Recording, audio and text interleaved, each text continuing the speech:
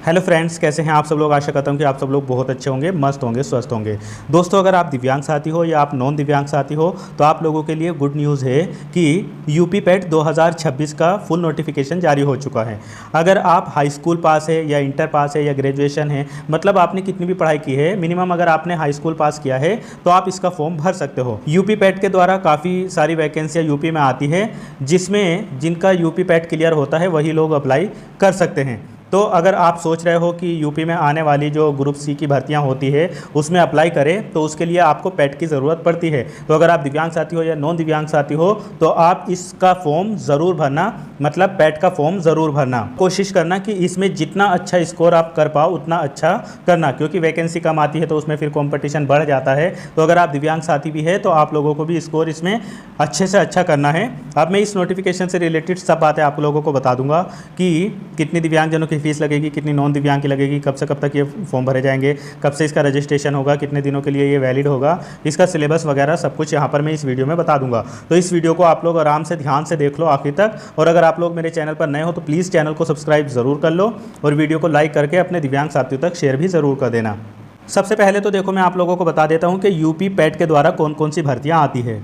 देखो दोस्तों, यहाँ पर जितनी भर्तियाँ लिखी हुई है उसमें वही अप्लाई कर सकते हैं जो यूपी पैट क्लियर कर लेंगे, ठीक है।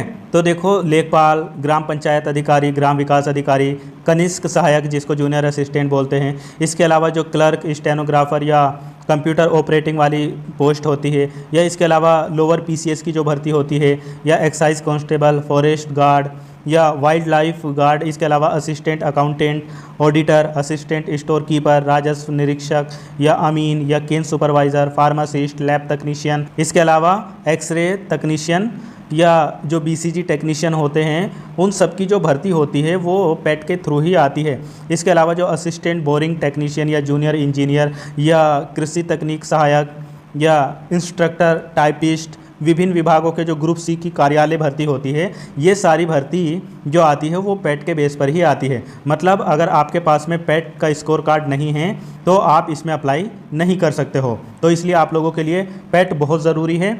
फॉर्म आ चुके हैं, इसका फॉर्म ज़रूर भर लेना।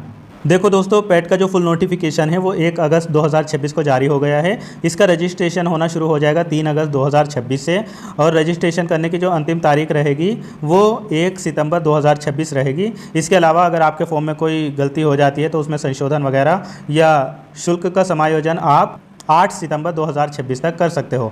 तो अगर आप लोगों को पेट 2026 का फॉर्म भरना है तो 1 सितंबर से पहले आप लोग इसका फॉर्म ज़रूर भर लेना। इसका फॉर्म भरने से पहले आपको OTR करना होगा। बाकी अगर आपने 2025-2024 में OTR किया था तो आप अपना रजिस्ट्रेशन नंबर डाल के उसको आगे बढ़ा सकते हो, लेकिन अगर आप न्यू कैंडिडेट है तो आपको शुरू से ही OTR करना होगा। OTR वगैरह का जो लिंक है करने का वो मैं अपने टेलीग्राम चैनल पर शेयर कर दूंगा, वहाँ पर क्लिक करके आप OTR कर लेना। तो देखो, यहाँ पर इन्होंने भी पहले पॉइंट पर लिखा हुआ है कि आपको OTR करना आवश्यक है, तो फॉर्म भरने से पहले आप इसका OTR ज़रूर कर लेना। देखो, अगर हम यहाँ पर फीस की बात करें तो अगर आप सामान्य कैटेगरी से बिलोंग करते हैं या आप अदर स्टेट वाले हैं, आप सबकी यहाँ पर 185 रुपये फीस लगेगी।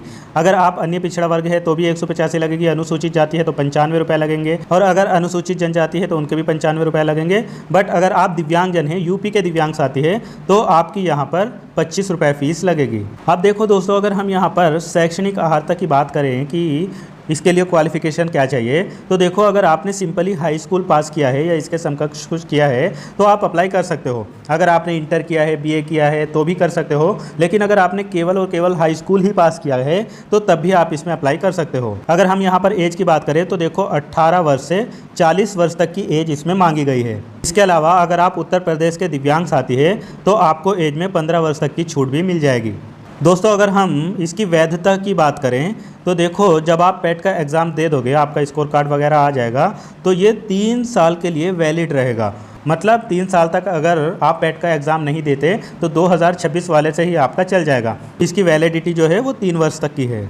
अब देखो दोस्तों, इसमें एक चीज़ और समझ लो, इसमें कहीं पर भी ये नहीं लिखा हुआ है कि कौन कौन दिव्यांगजन इसमें अप्लाई कर सकते हैं। मतलब इसमें अलग अलग कैटेगरी नहीं दी है, बस सीधा लिखा है कि हाँ दिव्यांगजन अप्लाई कर सकते हैं। तो देखो, अगर आप विजुअली इम्पायर्ड है या लो विज़न है या टोटली ब्लाइंड है, इसके अलावा आप अगर हियरिंग इम्पायर्ड है, मतलब डेफ है या एचएच है, या लोकोमोटर डिसेबिलिटी में आप ओए है, ओएल है, बीएल है, बीए है, जो भी दिव्यांग है, या अदर डिसेबल्ड जैसे एएसडी वगैरह, या मल्टीपल डिसेबल्ड कोई भी दिव्यांग है, आप इसमें अप्लाई कर सकते हैं। अब देखो, मैं इसका आपको एग्ज़ाम पैटर्न बता देता हूँ और सिलेबस भी बता देता हूँ कि क्या क्या आपसे पूछा जाएगा। देखो, सबसे पहले तो देख लो कि इसमें जो प्रश्न पूछे जाएंगे वो 100 क्वेश्चन पूछे जाएंगे, और इसके लिए आपको 2 घंटे का टाइम मिलेगा, और 100 क्वेश्चन जो होंगे वो 100 ही मार्क्स के होंगे। इसमें सबसे पहले आपसे भारतीय इतिहास पूछा जाएगा जो 5 नंबर का होगा। इसमें सिंधु घाटी सभ्यता, वैदिक संस्कृति, बौद्ध धर्म, गौतम बुद्ध, जीवनी एवं शिक्षाएं, जैन धर्म, महावीर, जीवनी एवं शिक्षाएं, मौर्य वंश, सम्राट अशोक, इसके अलावा गुप्त वंश, समुद्रगुप्त, चंद्रगुप्त द्वितीय, इसके अलावा हर्षवर्धन, राजपूत काल, सल्तनत काल, मुगल साम्राज्य, मराठा, ब्रिटिश राज का अभ्युदय एवं प्रथम स्वतंत्रता संग्राम, इसके अलावा ब्रिटिश राज का सामाजिक आर्थिक प्रभाव। फिर आपसे भारतीय राष्ट्रीय आंदोलन पूछा जाएगा, इसमें भी 5 नंबर होंगे, और इसमें स्वाधीनता आंदोलन के प्रारंभिक वर्ष, स्वदेशी तथा सविनय अवज्ञा आंदोलन, महात्मा गांधी तथा अन्य नेताओं की भूमिका, क्रांतिकारी आंदोलन तथा उग्र राष्ट्रवाद का उदय, विधायी संशोधन तथा ब्रिटिश एक्ट 1935, इसके अलावा भारत छोड़ो आंदोलन, आज़ाद हिंद फौज तथा नेताजी सुभाष चंद्र बोस। फिर इसके बाद में आपसे 5 नंबर का ही यहाँ पर भूगोल पूछा जाएगा। भूगोल में भारत एवं विश्व का भौतिक भूगोल पूछा जाएगा, जिसमें नदियाँ तथा नदियों की घाटी, भूजल संसाधन, इसके अलावा पर्वत, पहाड़ियाँ तथा हिमनद, मरुस्थल और शुष्क क्षेत्र, वन, खनिज संसाधन, विशेषकर भारत में। फिर भारत एवं विश्व का राजनीतिक भूगोल, इसके अलावा जलवायु तथा मौसम, टाइम जोन, इसके अलावा जनसांख्यिकी परिवर्तन तथा प्रवास। फिर इसके बाद दोस्तों 5 ही अंक का आपसे भारतीय अर्थव्यवस्था पूछी जाएगी, यानी इंडियन इकोनॉमी, जिसमें भारतीय अर्थव्यवस्था 1947 से 1991 तक, इसके अलावा योजना आयोग तथा पंचवर्षीय योजनाएं, मिश्रित अर्थव्यवस्था का विकास, निजी एवं सार्वजनिक क्षेत्र, हरित क्रांति, इसके अलावा दुग्ध विकास एवं ऑपरेशन फ्लड, इसके अलावा बैंकों का राष्ट्रीयकरण तथा सुधार, और वर्ष 1991 में आर्थिक सुधार तथा उसके बाद की अर्थव्यवस्था, वर्ष 2014 के पश्चात के आर्थिक सुधार, जिसमें कृषि, ढांचागत सुधार, श्रम सुधार, आर्थिक सुधार, और इसके अलावा जीएसटी। फिर इसके बाद आपसे 5 नंबर का ही यहाँ पर भारतीय संविधान एवं लोक प्रशासन से क्वेश्चन पूछे जाएंगे, जिसमें भारतीय संविधान में भी भारतीय संविधान की मुख्य विशेषताएं, राज्य के नीति निर्देशक सिद्धांत, मौलिक अधिकार एवं कर्तव्य, संसदीय प्रणाली, संघीय प्रणाली, संघ एवं केंद्र शासित प्रदेश, केंद्र राज्य संबंध, इसके अलावा न्यायिक ढांचा, सर्वोच्च न्यायालय, उच्च न्यायालय, और इसके अलावा जिला प्रशासन और स्थानीय निकाय तथा पंचायती राज संस्थाएं। फिर इसके बाद में 5 नंबर का आपसे सामान्य विज्ञान पूछा जाएगा, जिसमें प्रारंभिक भौतिक विज्ञान, प्रारंभिक रसायन विज्ञान और प्रारंभिक जीव विज्ञान के क्वेश्चन पूछे जाएंगे। फिर 5 नंबर का आपसे प्रारंभिक अंक गणित भी पूछा जाएगा, जिसमें पूर्ण संख्या, भिन्न तथा दशमलव, प्रतिशत, साधारण अंकगणितीय समीकरण, वर्ग एवं वर्गमूल, घातांक एवं घात, और इसके अलावा औसत से क्वेश्चन पूछे जाएंगे। फिर दोस्तों 5 ही नंबर की आपसे हिंदी पूछी जाएंगी, इसमें संधि, विलोम शब्द, पर्यायवाची, वाक्यांशों के लिए एक शब्द, लिंग, और इसके अलावा समश्रुति, भिन्नार्थ शब्द, मुहावरे, लोकोक्तियाँ, सामान्य अशुद्धियाँ, और इसके अलावा लेखक और रचनाएं, गद्य एवं पद से क्वेश्चन पूछे जाएंगे। फिर 5 नंबर के आपसे सामान्य अंग्रेजी पूछी जाएगी, जिसमें अंग्रेजी व्याकरण और अपठित गद्यांश पर आधारित प्रश्न पूछे जाएंगे। इसके बाद 5 नंबर का आपसे तर्क एवं तर्क शक्ति यानी लॉजिकल रीजनिंग पूछी जाएगी, जिसमें वृहत एवं लघु, क्रम एवं रैंकिंग, संबंध, समूह से भिन्न को अलग करना, कैलेंडर एवं घड़ी, कारण और प्रभाव, कोडिंग डिकोडिंग, संख्या तथा अक्षर, और इसके अलावा निगमनात्मक तर्क, कथन, विश्लेषण एवं निर्णय। फिर इसके बाद आपसे समसामयिकी यानी करंट अफेयर के 10 क्वेश्चन पूछे जाएंगे, जिसमें भारतीय एवं वैश्विक घटनाओं से रिलेटेड क्वेश्चन होंगे, ठीक है। फिर 10 नंबर का आपसे सामान्य जागरूकता के क्वेश्चन पूछे जाएंगे, जिसमें भारत के पड़ोसी देश, देश राजधानी एवं मुद्रा, भारत के राज्य तथा केंद्र शासित प्रदेश, भारतीय संसद, राज्यसभा, लोकसभा, विधानसभा, विधान परिषद, इसके अलावा राष्ट्रीय एवं अंतर्राष्ट्रीय दिवस, विश्व संगठन एवं उनके मुख्यालय, इसके अलावा भारतीय पर्यटन स्थल, भारत की कला एवं संस्कृति, भारत एवं विश्व के खेल, भारतीय अनुसंधान संगठन, प्रसिद्ध पुस्तकें और लेखक, पुरस्कार एवं विजेता, जलवायु परिवर्तन एवं पर्यावरण।